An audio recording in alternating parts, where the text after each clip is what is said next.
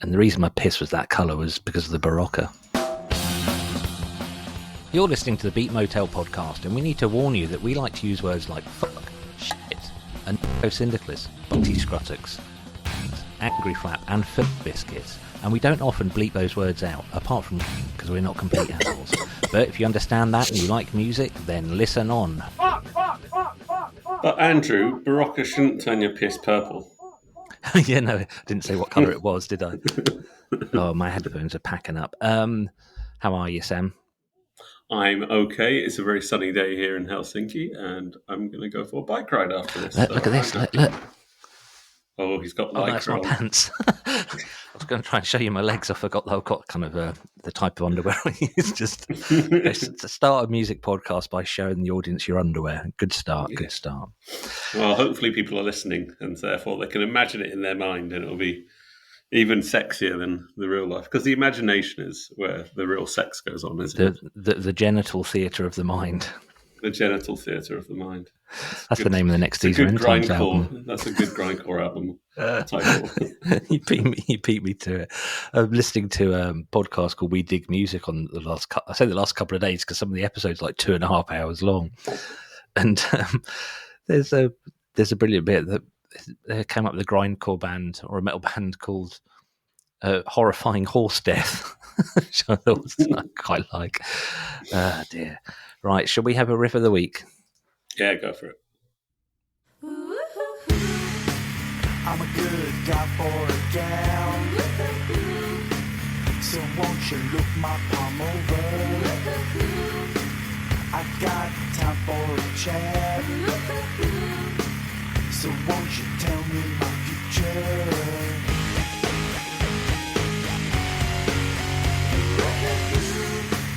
I'm gonna break down at 50.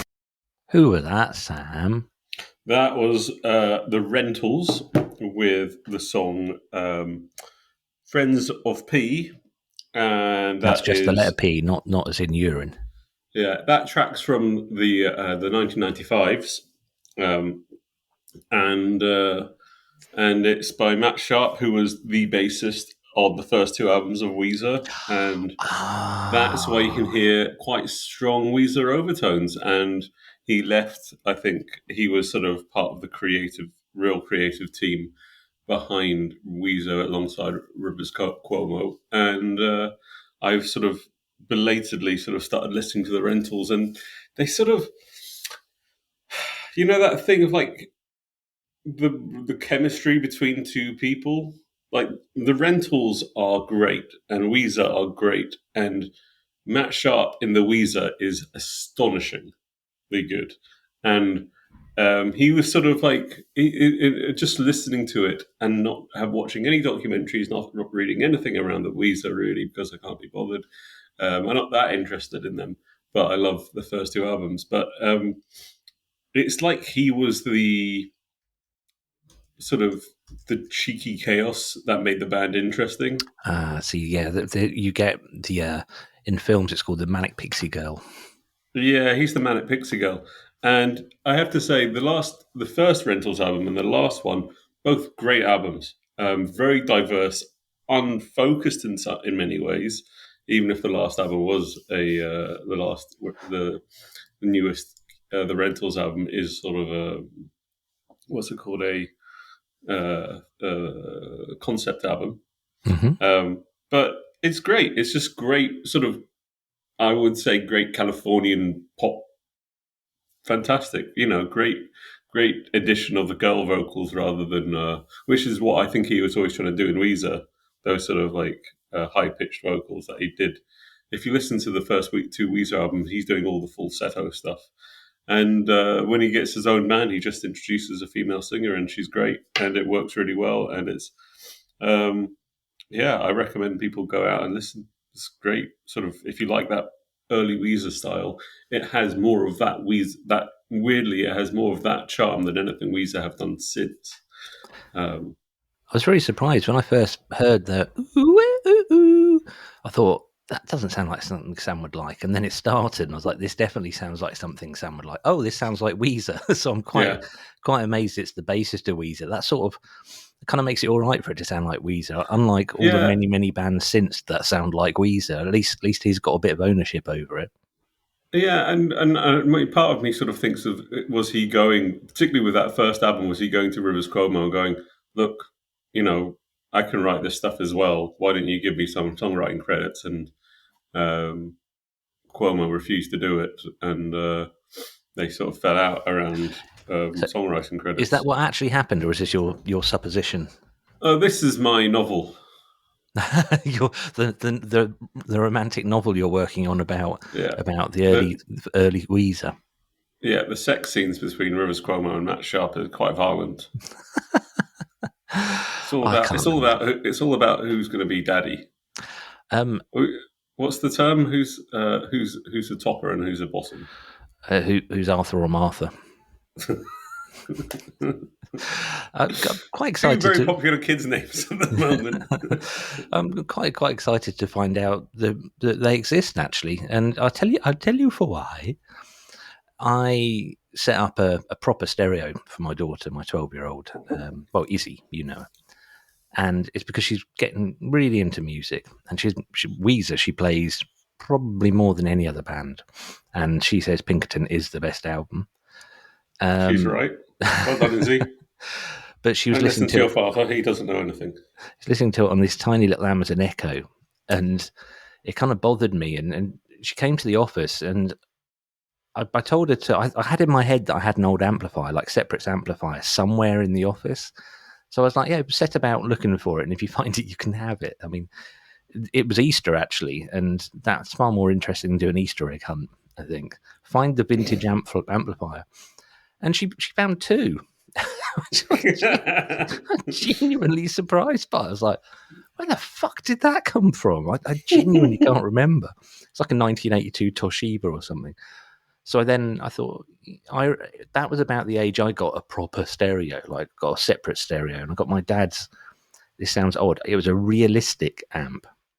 And Realistic was like the in-store brand for Tandy or Radio Shack in America.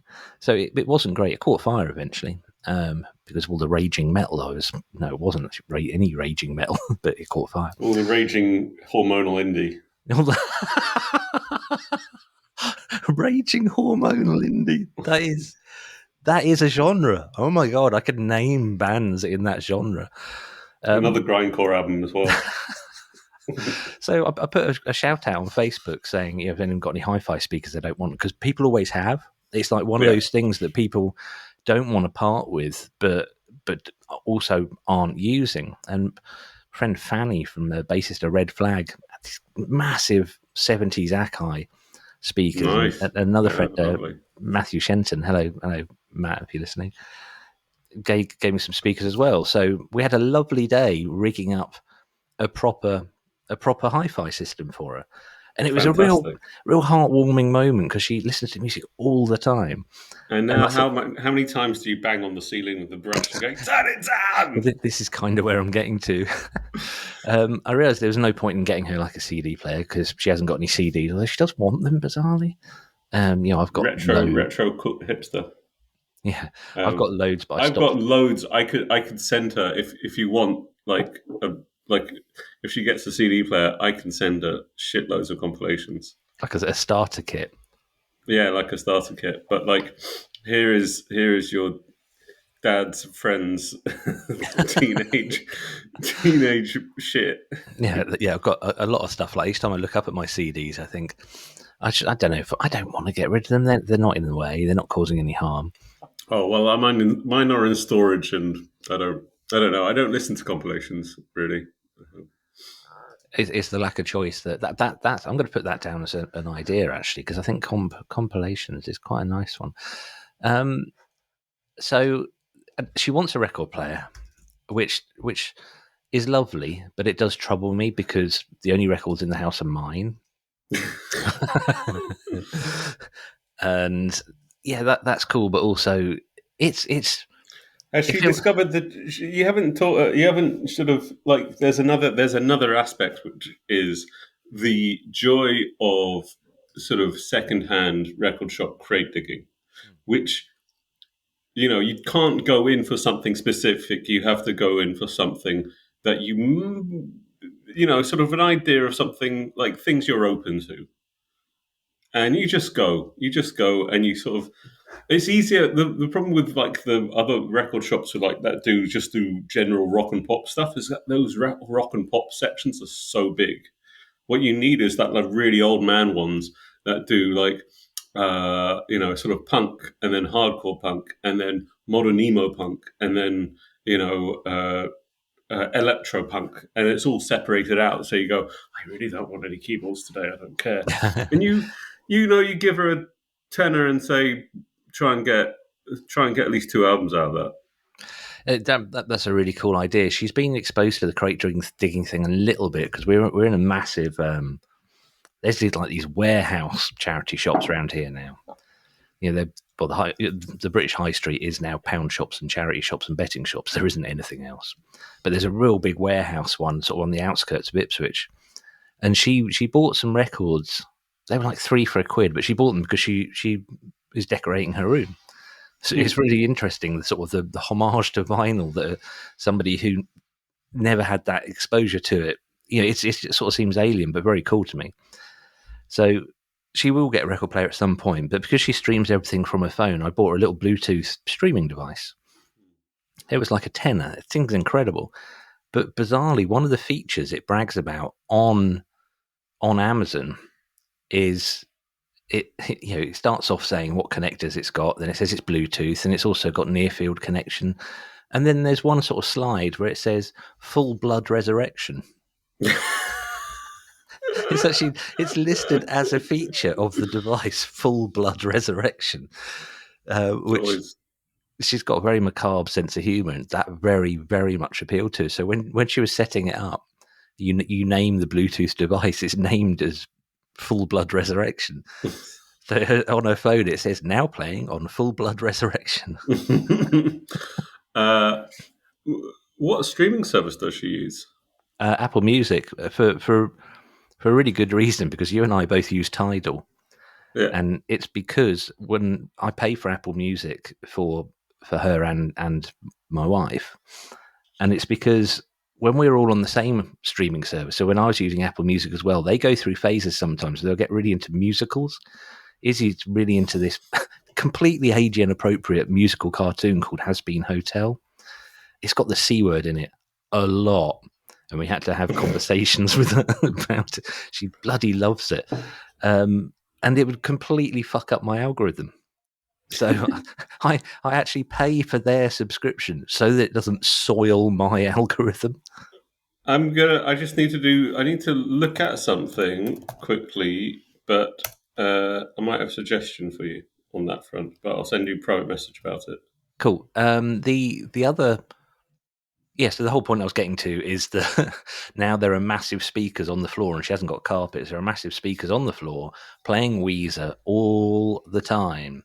So I'd quite like her to get into something else. You need to put a lot of people put like a big chunk of, you make like blue tack stands out of them, like big chunk on each corner. Oh, really? I hadn't thought of that. To separate it from the surface. So it deadens that. Vibrations wouldn't go through, would they? No, they're on big bits of polystyrene at the moment.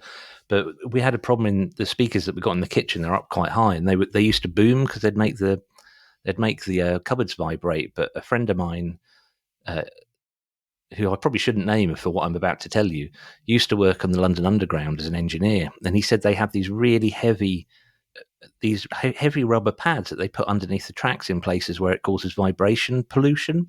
So he gave me 2 of those, and I got the speakers on those. They are bloody great. So yeah. So after all of that, nice one. Thank you for giving me. How are you, Andrew? Let's start the riff of the week. How are you, Andrew? I am all right. Although a minute ago I thought I was going to fart, and then it just felt a little too hot, so I decided not to trust it. We have a guest in on this recording, apparently. I don't know who that is. Can you see it? I think that was me trying to log in through another thing, but I quit the thing. Right. Let's move on to my riff of the week.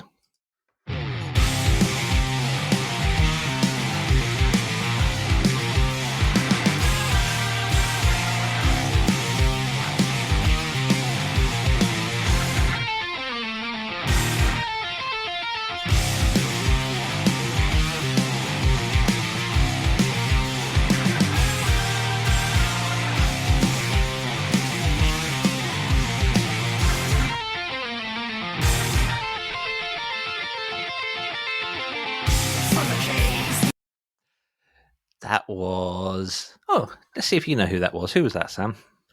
You can probably piece back together my last few days of our conversations and guess who that was. Weezer. That was the Weezer other bassist. Actually, how many bassists has Weezer had? Because one of them died, didn't he? You don't know? I love the fact you love Weezer, basically know nothing about them and have no interest in finding out anything about them. No, I think, yeah, I don't know. They were, yeah, some things should be left a mystery, and Rivers Cuomo doesn't seem like that interesting a person. Unlike, say like Kurt Cobain or, there's something about the way that Rivers Cuomo dresses. You just don't think he's that interesting. I like some... I know nothing about Weezer either, but there is one thing that I always found quite charming is that they were on tour and they played at some university in America, and he went, "Oh, I really like it here." So he left Weezer and did a degree in English or something, and then went back to Weezer afterwards. I don't know. That seems quite charming to me. That was Green Lung. Ah, yeah. You said you had gone. I didn't know they had so much keyboard in there. That sounded great. That was the thing that really appealed to me, because I never listen to a band when I'm going to go and see them if I've not heard of them before, and I thought I'll give them a go. And that throbbing Hammond organ sound is just such a brilliant thing to hear at a metal gig, because it does kind of growl and grind, and that's one of the things I like about Deep Purple. I like the fact that the keyboards and the guitars are kind of like fighting each other for dominance the whole time. So, interesting thing about Green Lung is the gig was astonishing. One of the best bands I've ever seen. There is a review, listeners. There is a review. The episode before this is a review of that, and I think Rocky summed it up best. He said, "Green Lung are like the sword if the sword were good," which I think is brilliant, and I like it. But that's damning. Damning as well on the sword. Oh yeah, got you. You know what the man's like. Love you, Rocky. But it's weird because this type of metal, if metal is really, really obvious to me and I immediately grab onto it and immediately go, yes, I love this, the span of time for which I love it is quite brief. And I've heard that song maybe 4 or 5 times now and I'm already going off it. Whereas I think if I have to work for metal, then I tend to, it's with me for life kind of thing. But just such a good band. I mean, just quality, just really on it, and just brilliant playing, entertaining, everything, all cool. Good. So great. Let's get onto our theme now. This is the first theme that's been submitted to us by a listener. Yes, thank you, listener. So this was submitted, and I'm going to do an interesting thing. I'm going to give you his responses as well. So the theme is bands with longevity who don't turn into wank. I mean, that might not be what I actually call it, so that we don't get grey listed by Apple Music and whatever. But Matthew Burrows, who's a guitarist of Ecto Peach, sent in this theme, and I think it's really interesting. And as usual, you and I have probably both got completely different interpretations of it. So, well, I went for 2 different variations, but there's a lot. There's actually I was looking at my sort of collection. I had a theory a few years ago, which is apart from the bands that you really like, there's a maximum of about 2 or 3 albums of any one band that are brilliant. The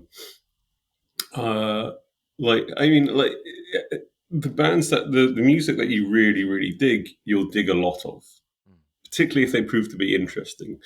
You're a lot more forgiving, aren't you? Yeah, and the bands that really hit. And then there are bands that, you just need an album of, and that's it. And there are other people there are other people who will get that band and love all their stuff.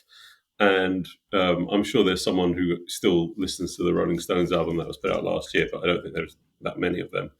Whilst I think there's a lot of people who do go back and keep going back to the stuff they put in the 60s and 70s. And even if it's not for me, I don't care. And, I like, it's like the Weezer camp. There are 2 Weezer camps. There's the people who believe the first 2 albums are it. And then there's people who, and they're wrong, who think that they continue to produce some good stuff. And occasionally, yeah, I would say admit that even that one or two songs are pretty good since Matt Sharp left, but not a whole album is that good. I sort of I found it. I was about to sort of go for NoFX, but then I haven't really listened to a NoFX album since War on Errorism, which is now almost 20 years old. Okay. Sorry, I'm just gasping at that being 20 years old, but NoFX sort of never really changed that much. No, and there's a weird lyric in one of the Fat Mike sang a great lyric, which is when did punk rock get so dull? Mm. And you go, well, Fat Mike, you're one of the reasons it got so dull. Yeah, contributing factor there. He's an interesting musician. He writes interesting music, but he got to a sound and he stuck to a sound and he stuck to it, and he fair enough. But he never really went, since he kicked on that. He never seemed to go that far out of his comfort zone. And then there are bands like, there are those bands like AC/DC and the Ramones who just stay the same and never sort of, and you go and see them live, and the only thing people really want to see is the first stuff in the first few albums. And one of those bands I've mentioned, I'd say, was one of them, but it was an interesting one to sort of philosophically sort of explore. We've got on the long list of ideas that we keep, which is huge now. We've got bands that progress, bands that change, and I think some bands like NoFX, it'd be weird if they did like suddenly they went metal or they went techno or something. It doesn't have to be that extreme. Let's save that for another let's save that for another episode and play your first track. But all they said was that they were very, very busy and they would try to see you later.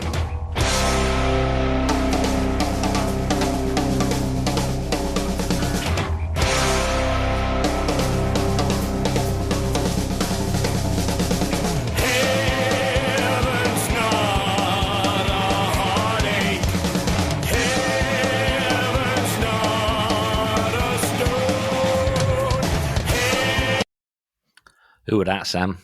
That was No Means No with Heaven is the Dust Beneath My Shoes. From their last album, All Roads Lead to Asphalt. And when I was thinking about this, they were the first band that came up that I thought, actually, I personally don't get their first two albums that much, which are Mama and Sex Mad.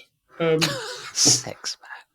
Yeah. I don't know if I get Small Parts, Isolated and Destroyed, either the first three albums, but I know there are people who really, really like those albums. And then there's the Wrong sort of aspect, which is the sort of the point where I get really into them. And then, but the thing is that also their late 90s stuff. And then I was listening to this album, All Roads Lead to Asphalt, which was their last studio album back in 2006. And, they'd been going at that point, the two brothers had been going in that band since 1979. And they also had this other band, the Hanson Brothers, which I love. Is that them? I didn't know that. That's them doing just what, a Ramones core, because just have fun, I think. And I in the greater scheme of things, I don't think they've really done a dud album. I don't think they ever really stood in one place. I don't think they ever really, they had a very sort of, distinct signature that was sonic signature that is between the voice and the bass, and particularly the voice, the bass, and the drums, but also with the scratchy guitar, sort of doing embellishing things, I'd say, above and below the bass. But they never put out a dud album, but they never put out a boring album either. And that is pretty incredible over that period of time. For such a small toolkit as well. Yeah. And, one of the few alternative bands that never, they put out most of their stuff through Alternative Tentacles. They never signed to a major label. They always toured, and they did it the hard way, and they always did it. They always produced something that was, they're the thinking man's punk band. I And remember the first time you told me about No Means No, you were in my record shop. I can even remember where I was in the record shop when you told me about them, and I think it was you. Apologise if it wasn't. And I think you sort of went into the shop and you said you just asked me to put it on the stereo, and I did. And I can remember hearing it and go, "There's something in here which I find absolutely fascinating." And then a few years later, we saw them play at ATP in Minehead. And I remember thinking, there's something here that's absolutely fascinating. And I've just never actually dug into it. It's the same thing with the Minutemen. I know there's something there that massively appeals to me. I just need to actually set aside some time. Part of it is because I think bands like that friends really love, I kind of want to give them a proper go. I don't want to sort of, be listening to the album while I'm working or driving or something. I want to actually really think about the music and really properly absorb it. yeah, Because I think that as you get older, you don't sort of set aside the time to properly listen to music. I mean, we used to sit around and get stoned and listen to music 30 years ago. Sorry, Mum, if you're listening. And you'd talk about the music and really pay attention to it. And we get a bit of that when you and I meet up in person once a year and go and see bands. We get to properly listen to music then, because generally it'll just be me and you in your apartment, and you put music on and we listen to it and talk about it, which I absolutely love. So yeah, I do. I want to love No Means No. That capacity for repetition is something I sort of miss. That, like what you're talking about, Izzy has, my kid has it, Martin has it as well. You watch, I mean, for my stupidity, he's now really into SpongeBob, which I sort of love It's and hate all right, at the isn't same. Yeah, it's crazy. There's an academic paper, quite bad academic paper, saying it ruins kids' attention spans. It makes them ADHD. What? Which is. See, Izzy was never into it.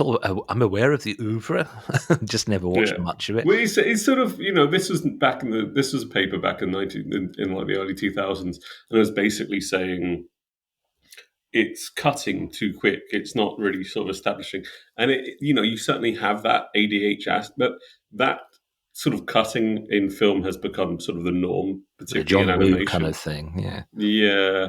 A lot of quick moves, a lot of quick sort of jokes, and so on and so forth. But what I was going to say was, it's that capacity to. I've said this before. I used to put on a song on when I was making cassette tapes for my bus home from school. I used to put on a song and obsess about it, and just put it on like one side every other song. No, Just the same you thing. mentioned that before, and I think it's an incredible thing. I would never do that now. I get so sick of it. I I try to make these playlists for my cycling, and I need to consistently sort of update them or change them or just delete them and keep going new ones, because I just get I hear a song 3 times now and I'm sort of going, oh yeah, I know where this is going, and that's that thing of you learn to read. Your brain learns shortcuts into music, so you get less thrilled by it because your brain sort of can guess, does a better job at guessing what's going to come up. I think that's the thing with me and Green Lung, actually. To find a band, to find musicians, and this is why I think it's harder as musicians evolve for them to consistently surprise, because they sort of, even classical composers sort of come up with a sort of certain level of the limit of their toolkit becomes sort of more and more exposed. When you're green, when you've got your first 2-3 albums, even maybe 4 albums, all that stuff is there for the taking. But when you're on your 6th album, your 8th album, your 10th album, people, like NoFX is a good example of this. You can sort of guess where the stuff is going. You can guess. And therefore, in a weird way, when it was fresh and it was fresh to them, it's actually more entertaining to listen to than their later stuff. When they're surprising themselves as well, that's always better to listen to when they're doing the sort of the same genre of tricks later on. It's interesting. You read some interviews with bands, and bands are now like lifers. They're now like career bands, and you read interviews sometimes with bands that have been around for a long time, and sometimes the bands that were about in the 70s and on will admit that they didn't really figure out what they're doing. They didn't get their sound until the 5th or 6th album, which is amazing that bands last that long. The thing with repetition, there's a couple of things I've noticed recently. I listen to Six Music, so some songs I will get really into, but then once they drop out of rotation, I never think about them ever again, and it's a pleasant surprise when they do pop up.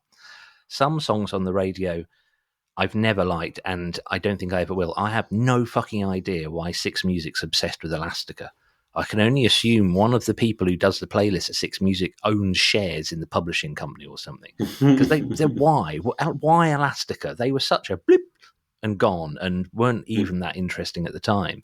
But they're just played fucking incessantly, and it will never make me like them. But in addition to Weezer, Izzy plays. It was 2 bands. It was a band called Lovejoy, who she now doesn't listen to because she found out something unpleasant about the singer, which is interesting to me because the whole, separating art from the artist, it appears for her that's a real issue. It's a real line in the sand for her. Like, wow.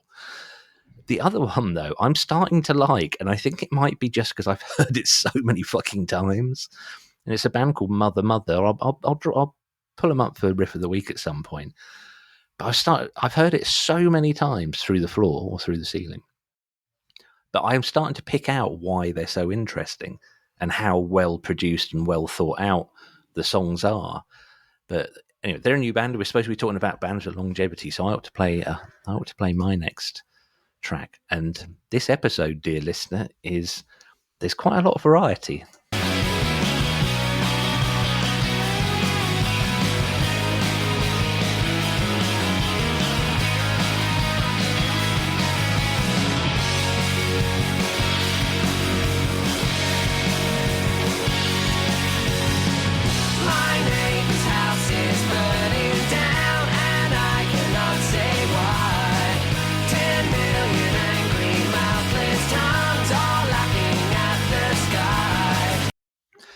That is gone. Do you want to have a guess? It sounds like a lot of 90s Britpop. That particular song does sound like, yeah, I'll give you that. It does sound like that. And it's because it's a 90s Britpop band. Bluetones. And that song is called My Neighbour's House. I nearly included it when we did the episode on first lyrics because I just like the first lyric. My neighbour's house is burning down and I can't say why. Just like, fair enough. just like casually looking out going, oh, look at that. The house is burning down. Should we move? Oh, don't know. Why do you think that's happening? I don't know. Can't say why. But they're a band that I saw the first time. I think it was on their first album tour. And Emma and I and our friends have seen this band so many times. And every single album they did changed and it evolved, and it was really interesting. It's just unfortunate. I chose one from, I think, their last album that sounds actually much more 90s than anything else they've ever did, but they were always good. And I think for them, so this is between 93. Oh shit, 93 they started. Still going now, but now they're just kind of doing they're not releasing stuff as far as I'm aware, but they're just kind of doing that circuit. There's a horrible thing in the UK where there's a festival called Shine and other stuff where bands just come and play all their old stuff. They don't play any of the thing. My sister went to go and see Dodgy in Norwich a few weeks ago. And that troubles me, but all their releases, very good. I haven't really got much more to say about them, really. But the fact they evolved, I think, actually led in a long way to their gradual downward trajectory. So first time we saw them was big places like Southend, Cliffs Pavilion, Corn Exchanges, big places. And then they kind of went right down to us seeing them in like 100, 150 capacity venues. And I think it's because I think it's because they evolved, and all the people who loved the Britpop thing got jobs, got married, had children, stopped listening to music. So I think that's basically it. I always wondered why people stopped going to gigs and stuff like that. It's one of the things I really love about getting into the metal scene over the last few years is that there's so much more loyalty and enthusiasm. This Green Lung gig was sold out. Colchester Arts Centre sold out, and half the people there had Green Lung T-shirts on. And when they were announcing songs, bands, we're going to play this song, and there was a cheer for the song. And so, like I mean, by the loyalty, the sort of the passion and enthusiasm, and it was all age ranges. And there were some people I was wondering if this the first time they'd left the house in a while. Actually, it's a certain type of metal fan. I dare say people look at me and think the same thing, but I don't know. My thought process is sort of ground to a halt there, really. No, I will.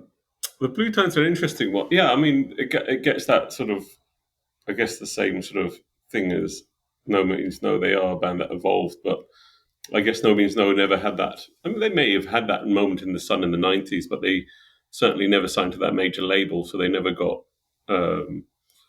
I don't think they ever went massive, and they went small. And I think rather than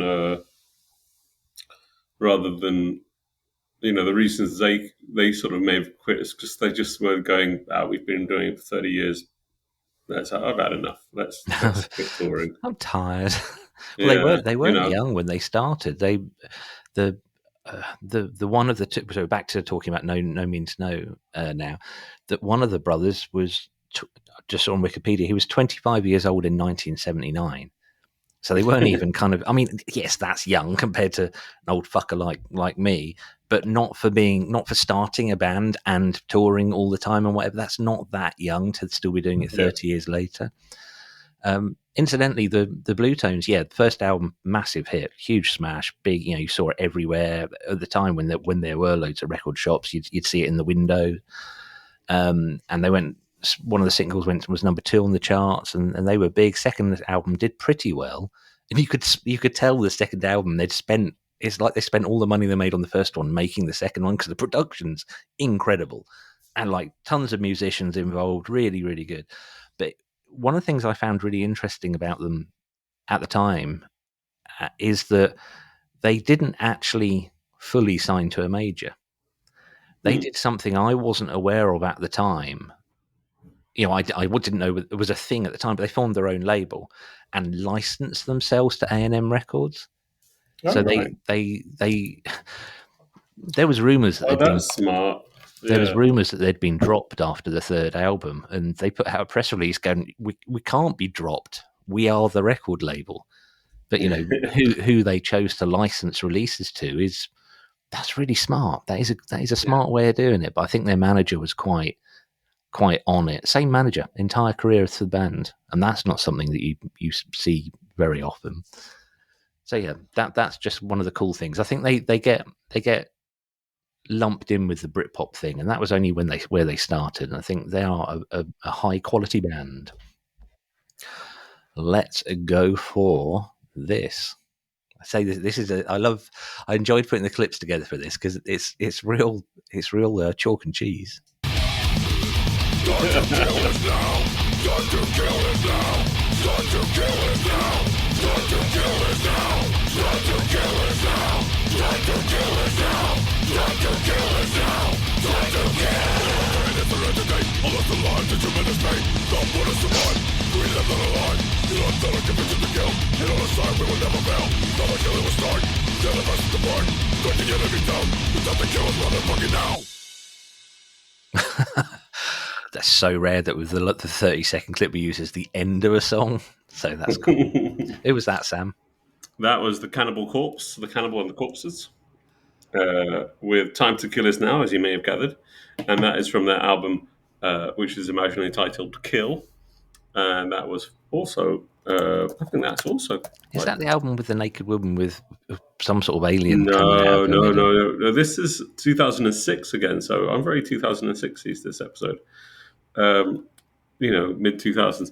This is an album I've discovered recently, and they basically, Cannibal Corpse put together some of the earliest sort of like gnarliest um, death metal in the early days, and then they changed singer from this guy called Chris Barnes to Chris Barnes is the least Cannibal George Corpse sounding name. this is Chris Barnes. Chris Barnes Cannibal. Very British sounding name. Where are they from? They're from. I think that's a good question. I always thought they were Florida because they were associated in some ways. They recorded in Florida because there was a producer down in Florida who did all those death metal albums at the time. He also did. He's just had a book that's come out. He also did.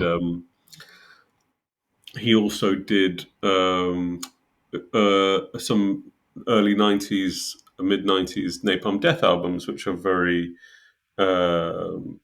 very important to the Napalm Death legacy stuff. But they did 4 albums between 1990 and 1994. This guy called Chris Barnes, and then this guy George Corpse Grinder Fisher. See, that sounds more like a Cannibal Corpse kind of name.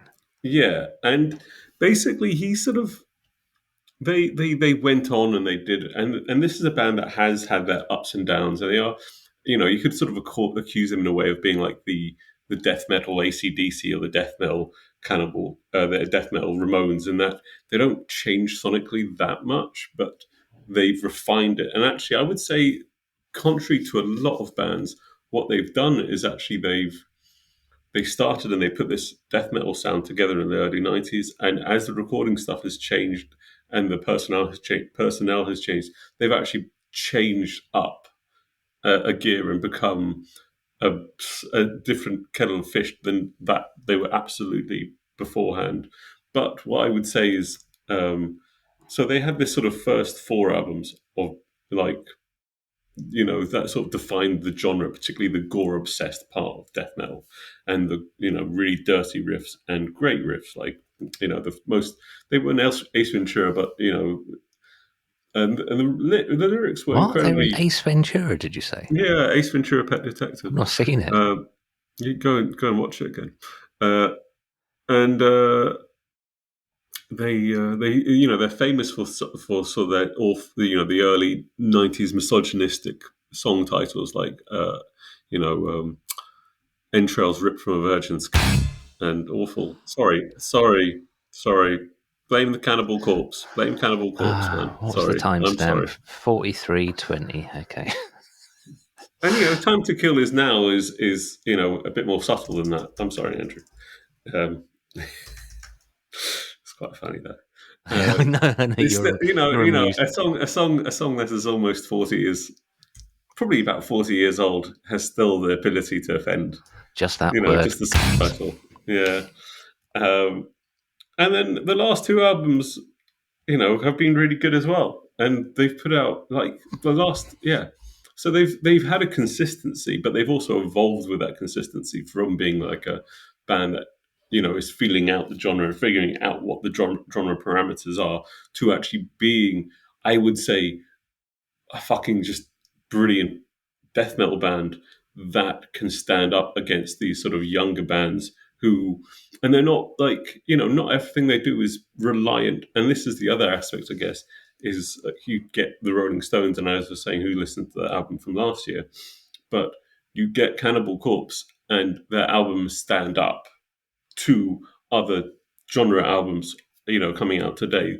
I would listen to that last Cannibal Corpse album, the last 2 Cannibal Corpse albums, as much as I would listen to any modern death metal album from a band that has come out in the last sort of 10 years, and it will be just as good. And that is impressive of a band who has been going again, since the late 90s, since the late 80s. I mean, it's easy to poke fun at the Rolling Stones, but it is fun. I can remember even in the late 90s, You poked fun at the Rolling Stones. I can remember when they released an album, Babylon something, in the 90s, and I can remember reading in the press that they were releasing albums by that point, touring the album, but not playing songs off the album, just like playing the hit. So basically doing the same set for years. And at which point you kind of think, well, what's the point of the new albums? What's that actually doing? Yeah, and it's and then you get like the Metallica thing, which is arguably, I think some people would argue convincingly that they haven't released anything that worthwhile since the early 90s. And you have the guitarist Kirk Hammett, the lead guitarist, going, I get so bored of playing those solos over and over again. So, when it comes to recording the new albums, I just improvise everything because I don't want to replay the same thing over and over again for the next 40 years. And I sort of listen to those and go, fair enough, they make their life. And so giving him those little spots within the, those spots where he can diverge and do his own thing within the set, must make touring life, must make those sort of a bit more interesting for him rather than having to do the exact same thing, even for the new songs again and again and again. And, so because let's face it, none of the stuff they've probably put out since the early 90s is going to be the thing that people get so angry about missing. Anything from, 1990, Black Album onwards or before is what people are going to get pissed off about not seeing. Stuff afterwards. And so Cannibal Corpse, to me, if I want to see Cannibal Corpse and they played stuff mostly from the last two albums, I'd be happy. I think they're great pieces of death metal. There's one thing that really interests me about Cannibal Corpse. I know that they've been around a long time and they have earned their place as a popular band. But it made me realize there are some bands who rise to very high prominence through something that is not of their own design, other than making great music. So I talked about my daughter a lot in this episode, which she'd be really, really annoyed about probably. But we're talking about like, fuck, she's going to be listening.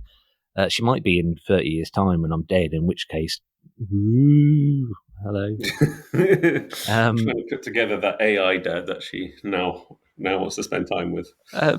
So she were talking about discovering music, and she and all her friends discover music through peers.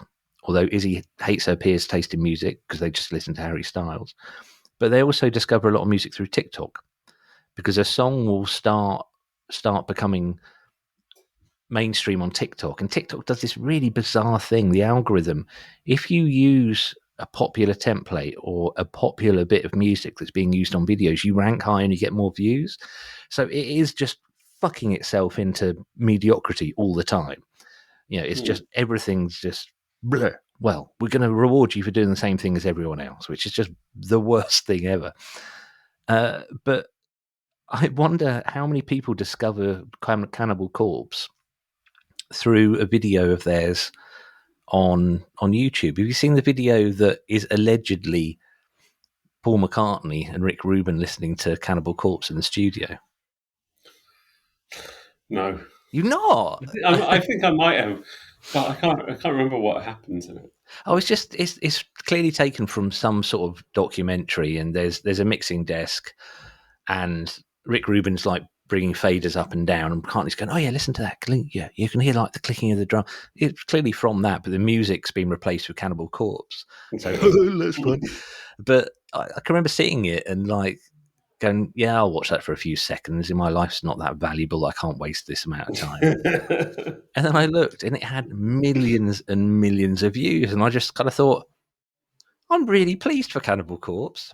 Do you know what I mean? I'm really pleased that their music, which is it's outsider, like that sort of death metal, it's never going to be mainstream, I don't think. Well, you know how many albums they've sold? Oh, they've got a million seller. Well, one of their albums sold 1 million copies. Oh well, I am wrong in that case. Wow, they're like the as terms as like death metal bands go, they are like the. Well, they're probably, in a weird way, I think they're the most accessible ones because they are the most comic in a way. You get Death, which is quite technical. They get technical, and then you get Obituary, where you have to get past that the voice, or you really like the voice. Whereas Obituary is still Cannibal playing like Corpse. tiny places. We nearly went to go and see them in Colchester last year. Cannibal Corpse. No, Obituary. Or Obituary. Yeah, I mean, I never really got them. They're the same sort of thing, but to be, Cannibal, and I think they shared a few members with Death and Cannibal Corpse at a certain point in the early 90s. And then you had, what's it called?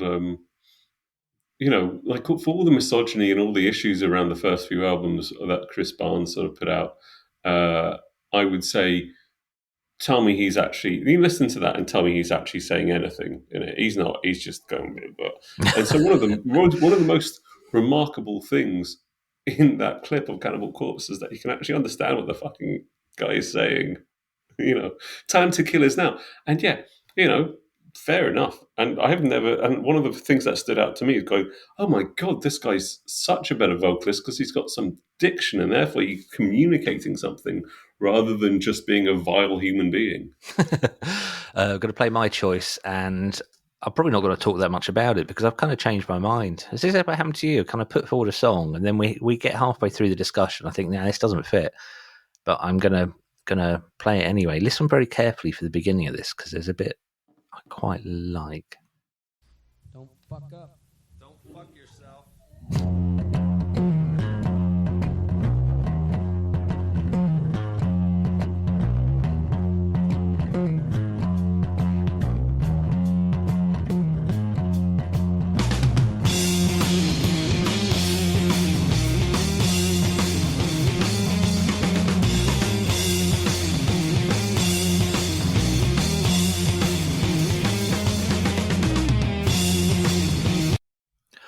Do you know that? It sounds like a blues rock band. Yes, Kyuss. I love that bit at the beginning. Don't fuck up. Don't fuck yourself. I shouldn't have chosen them, if I'm honest, because it doesn't fit. The reason I chose them, they did 3 albums, and they're incredibly consistent. I don't think there's a duff moment on any of those albums. And they did inspire, basically, or were a big part of a big, massive subgenre, but never really made it that big at the time. I mean, you had, this is the time of Nirvana, not that track, because I deliberately chose a late era one. But, it's the time of Nirvana. That bass playing Scott Reeder, so that's why it sounds just so good. Still can't believe he pops up in that awful Metallica documentary as a potential bassist. Like, that would have been so strange. But yeah, I'm going to move on unless there's anything you want to say about Kyuss. Well, no, this is the other aspect of longevity that I was sort of thinking about stuff that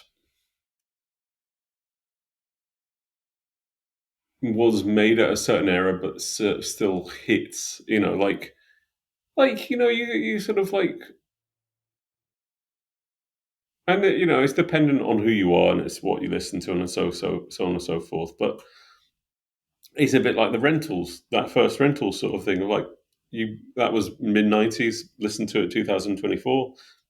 I still like it. That held up. When I listened to the Rentals, I thought it was contemporary. There was no way I thought it was that old.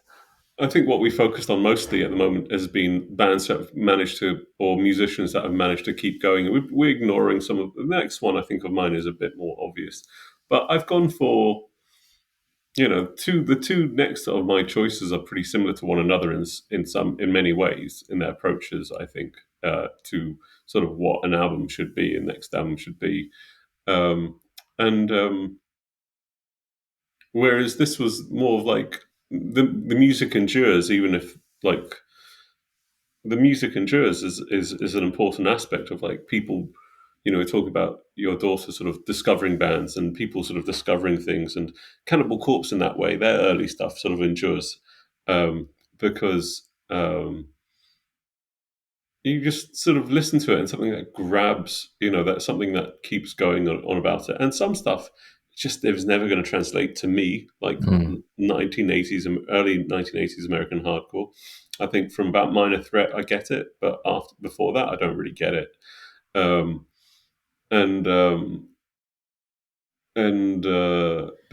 like they're going to be there, and they're going to be these sort of bookmarks that people come back to, and Kyuss is certainly a bookmark that people are going to come back to, and people are always going to go. It's always going to be that thing when you get a teenager who gets into heavy music, and you go, "Have you heard Kyuss?" And they're one of those bands in the same way that Cannibal Corpse is going to be like Kyuss are like I don't know, comedy terms. I'm trying to think of it. Comedy terms. Kyuss are like have you heard? I don't know. This is lazy and it doesn't work. Have you heard Red Dwarf? Have you watched Red Dwarf? And Cannibal Corpse is much more like, have you heard the really stupid? Like it's a bit more Beavis and Butthead than that. I really like where you're going with the bookmark analogy. I think that's a really good thing. Yes, that bit worked. The other bit worked. Yeah, that was great. The rest of it, you just sort of. It's like you were pissing and you were hitting the center, not the center of the bowl, because we don't piss that way because it splashes. You were hitting that little sweet spot in the porcelain that doesn't splash back, and then you just turned around and walked out the room while you're still pissing. I accept that. I do that too often. It pisses my wife off. Right, next one. 'Cause I'm never going to change a thing about you. Never ever going to change a thing about you. Just as you are.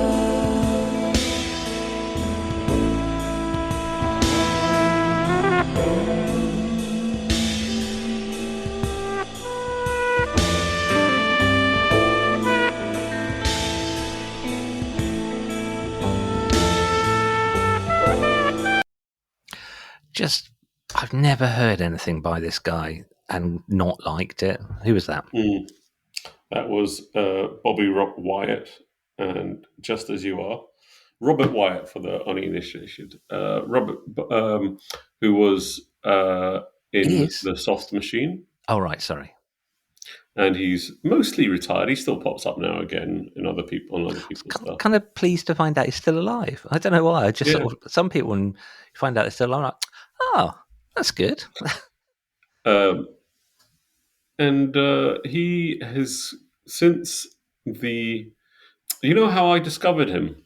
I discovered him on a compilation a friend of mine made. The Mark, the drummer from the original drummer from Godzilla Black. Oh. He gave me a compilation by, I think a live thing that I had done from Boredoms, who's Japanese crazy singer who's done stuff with John Zorn and stuff like that. And on that compilation, there was a sped up version of Robert Wyatt's cover of Stalin Wasn't Stalin. And I just went, what the fuck's that? But it got into my head and it kept going back to it. And I just went up and I ended up looking at Robert Wyatt and became a bit obsessed. And he's someone who,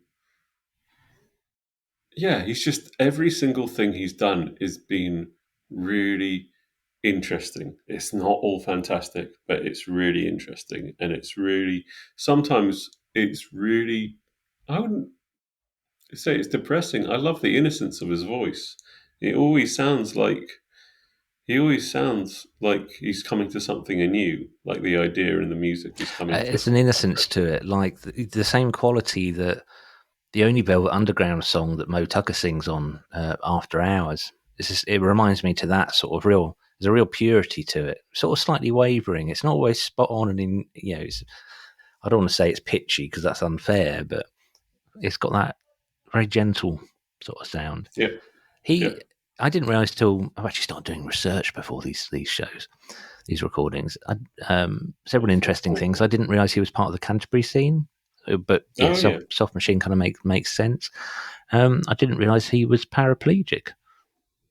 Yeah, he fell out a window at a party, didn't he? Fuck. I didn't realise. Yeah, that's fairly shocking, really. He was made. If anybody has made a triumph out of, like his but his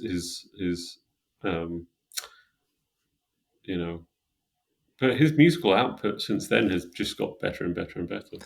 More interesting. Other things are interesting because we're running a bit low on time. His father was an industrial psychologist. What is that?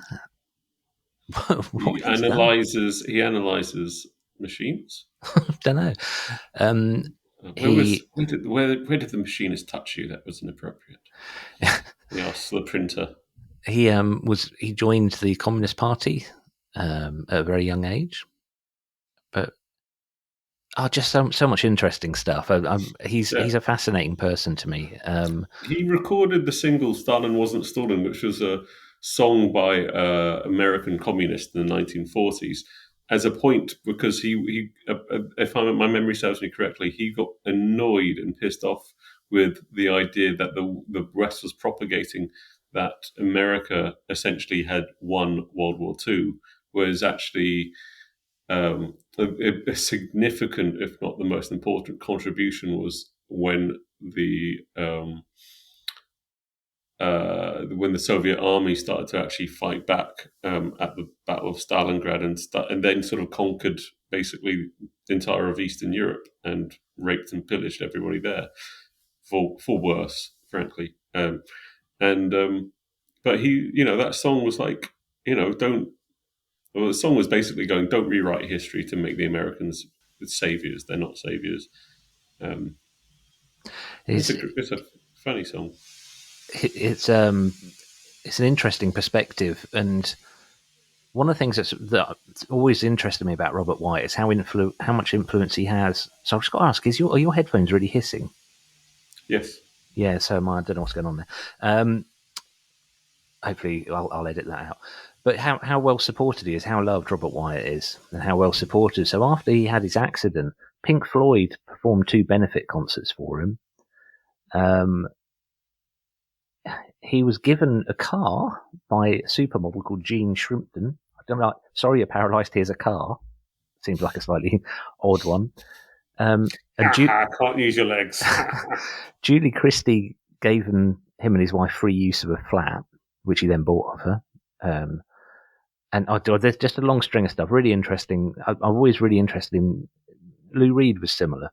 Well, I don't think people really adored Lou Reed. People just sort of acknowledged his influence. Let's play. Lou Reed is hit and miss, I would say. That hissing's a bit mad, isn't it? I tell you what. Let's crack on. Let's see if playing a song will help that. I've uploaded these in the wrong order, so I've just got to be careful here. In your head, he won't deceive you or tell you the truth. Woman, he'll be no trouble. He won't write you letters full of excuses. Come on, believe you have one in a million.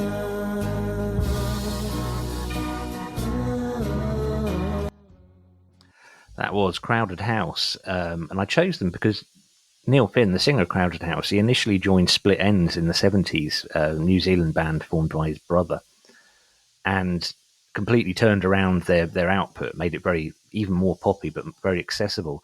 But having played that after Robert Wyatt, I can sort of go, there's a strong Robert Wyatt influence in there, isn't there? I was thinking John Lennon. Oh, okay. Maybe I was thinking more the swing of it. Woman. It's a lovely song, actually. It's about my interpretation of it is that it's a friend falling in love with it's a friend talking about 2 other friends that have fallen in love, but they didn't know each other, and it's just him saying, look, no, you've got a good one there. He'll look after you. I've known him a long time, and he'll be a good person for you. That's it. I'm going to have to move on because there's all kinds of crazy technical stuff going on here. So I'm going to move on to your next choice, which I don't think I was surprised you picked.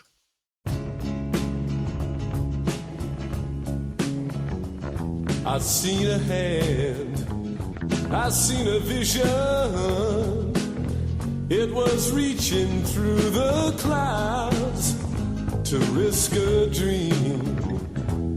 The shadow crossed the sky and it crushed it to the ground just like a beast.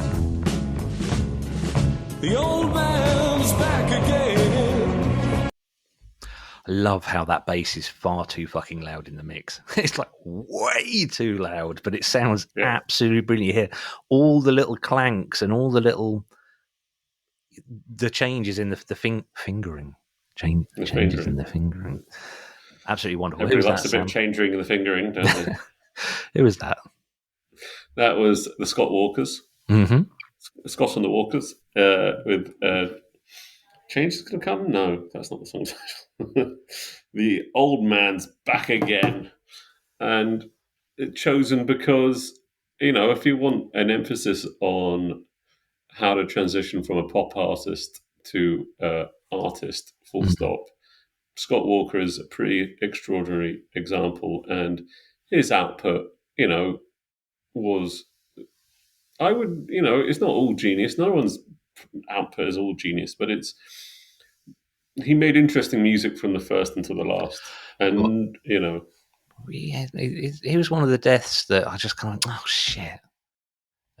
Some people I'm sort of like, got a bit duller. Yeah, some people like Dwayne Eddy died today. Some people like that, I'm like, well, first of all, shit, he's still alive, because that was a long time ago that he was like massive. But I'm like, no, yeah, it's always sad. But Scott Walker was a bit like Bowie. It was like, oh, it's just the world's got a little less sunshine in it, kind of. Yeah, there's a little less. There's a few fewer things to look forward to.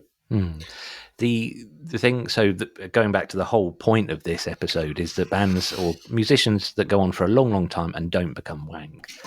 And Scott Walker absolutely did not. If anything, he went the other way. He got more and more extreme the older he got. Didn't he do an album with Sunno? Yeah, they couldn't fit all the amps into his home studio. Really? That's the story. But one of the things that a friend of mine said about Bowie's last album when it came out, he said he'd finally managed to become Scott Walker. And if this friend's opinion is that if you look back over a lot of Bowie's back catalogue, he was trying to be Scott Walker, but not quite getting there. Which I'm not sure I agree with. I don't know enough about Scott Walker or Bowie. I think Bowie's an interesting one, because I think he had so many ups and downs. But everybody seems to sort of be very disparaging about him in the 60s, and then he becomes this genius in the 70s, cocaine-fueled one who can't do any wrong for almost the entire period of the 70s, and then sort of his star wanes sort of the 80s and 90s, and then he has these two these two sort of surprise albums, like and then Black Star. I don't know. I don't see. I see that he maybe have embraced more of a Scott Walkerish approach to producing music by the last album, but there's certainly, I don't think The Next Day, the second last album, is very Scott Walker at all. It's a very singer-songwriter-y album, I think. I'm not going to reveal who it was, but it's a really good friend of mine, and your opinions and his opinions are always opposite sides. This is the same, yeah. Same person. Right, I'm going to rock on and play my last choice.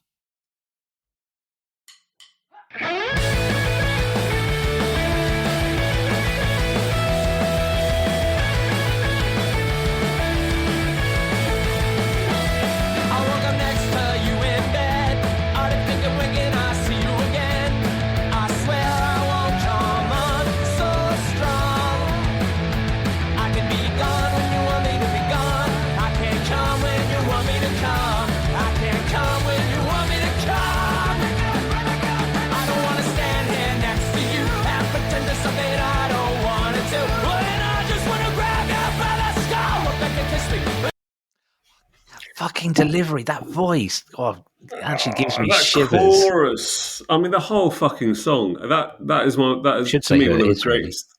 That's Against Me. It's Against Me with Rebecca.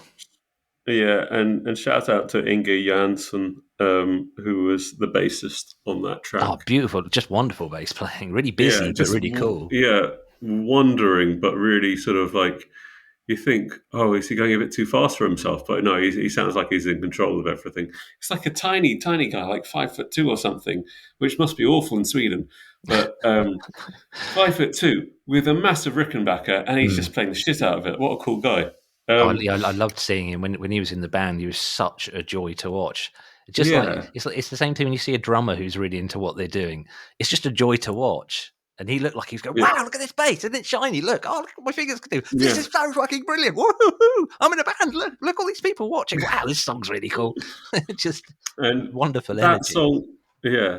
But to me, I love that last Against Me album, and because I think, I've said this before, I think it was just them sort of like chilling out a little bit after the really heavy shit around Just losing Warfare a major Blues. label. I think Laura Jane Grace's whole sort of transition stuff coming out into the press, as well as I think she owned it. I really do. oh no, I think she owned it, but I can't, I can't imagine that. There's an aspect. The way I think about it is that there's an aspect of like, as a straight person, you never have to come out. As a cis straight person, you never have to come out. Everybody else, as a cis straight man, basically you don't know the problems that people have to go through, and to come out and go into publicity like that and be not the first, but one of the most high profile of that, particularly in the modern age, has got to be, something else, and to go through. And that album and that song particularly is just going, yeah, fuck it, let's have fun. Let's play a good one. Let's make everybody feel good about life again. I initially chose that because it's got so much of James on it. So the guitarist doing backing work, because I love hearing his voice and stuff. But it also makes me smile it's nice to see my friend who's been struggling is clearly now in a better place kind of way, because Laura Jane's emphasis on some of the words let me just play it again, and like the emphasis, it ramps up really, really quick. Actually, we haven't got time to play it again, but there's a bit there's the lyric, I can be gone when you want to be gone. And then it goes, I can come when you want me to come. But she goes, I can come when you want me to come. It's like, oh, look what I got here again. Look at the clicks as well.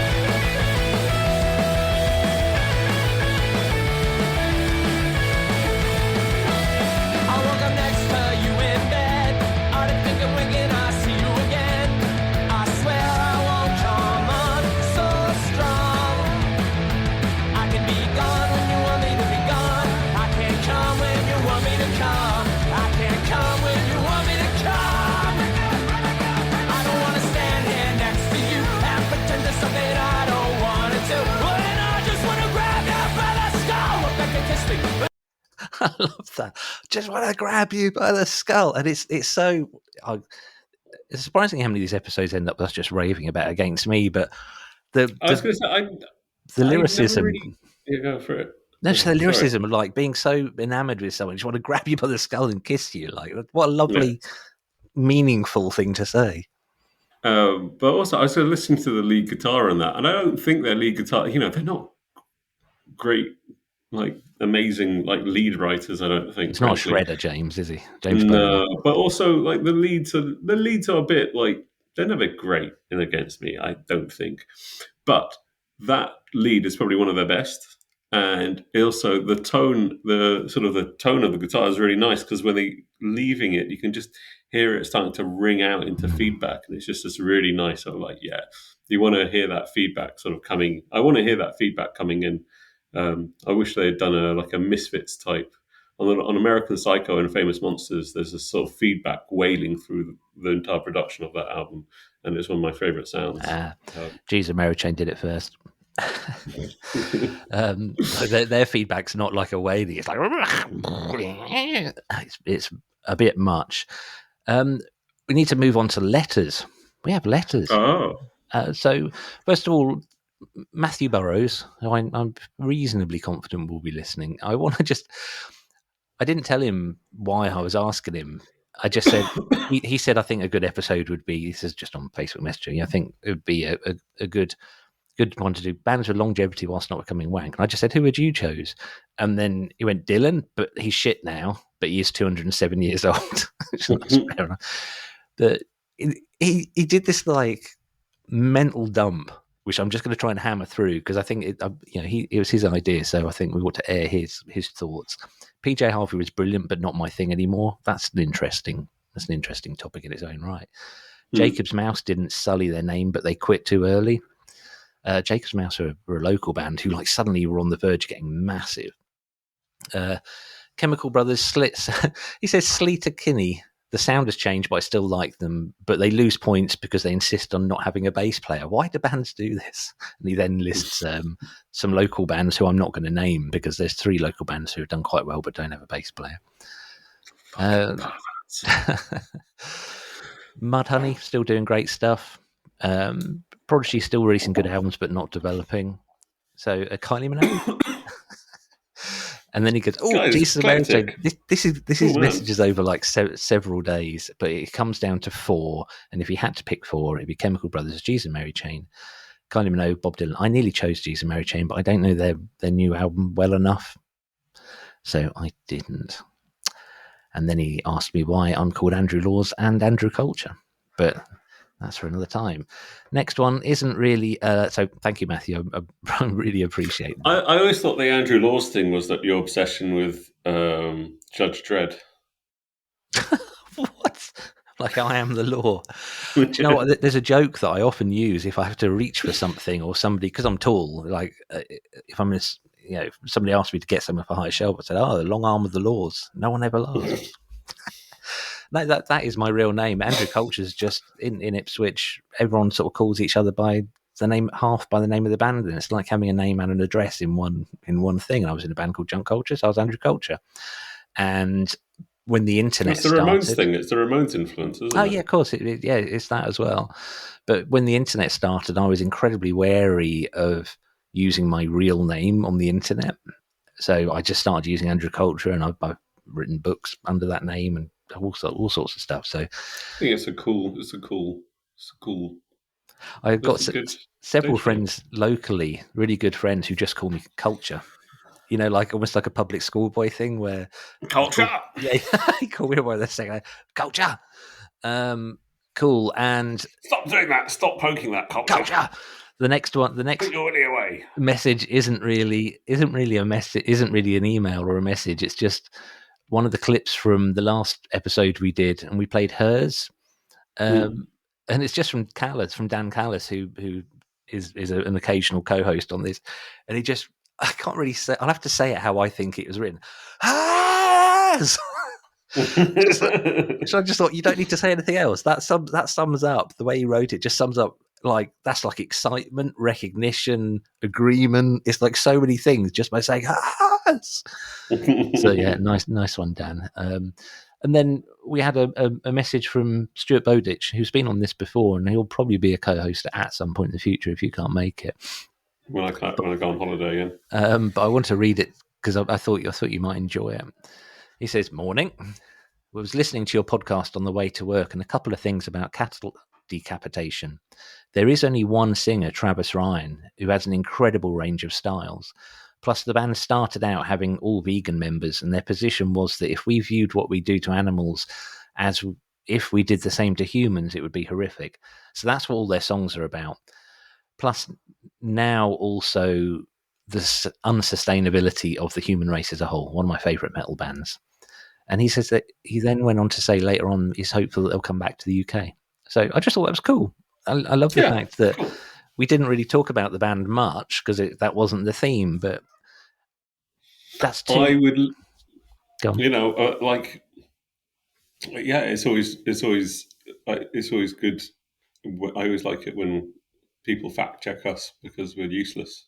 Yeah, that. But I just thought those two things that from Dan Callis and Stuart Bowditch were both people sort of going, "Oh my god, yeah, no, I love them. I really, really love them, and I really like that when it happens with a band I don't know much about." And that's one of the brilliant things about music.